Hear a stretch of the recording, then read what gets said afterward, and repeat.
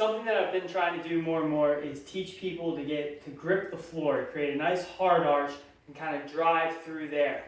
Typically you always hear drive through the heel, and that's true. As we've gone over before, you want to be able to feel your heel and lock in through your whole heel and your tibia. And when I say that, feeling your heel doesn't mean, it doesn't mean flexing your ankle and pushing off here. It means having a stable foot. We don't change any other joints, the angle they're in. We stay in a neutral position and change the pressures and the joints above and below. So we're going to have a nice stable foot and press through here. But what we're trying to achieve is more of an active foot, and not just getting pressure there, but using the whole foot to create pressure.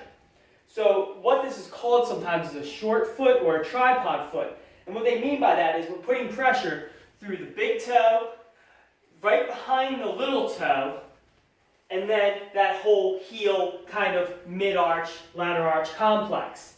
So when we think of a short foot, they call it that because what you're doing is actually gripping the ground with your toes. You're pulling back. And if you can see that right here, as I pull back, I'm going to create a nice hard arch, and you can feel it stiffens the foot tissue all up. And it gives you a nice stable base. It actually fires your glute and locks you into the ground.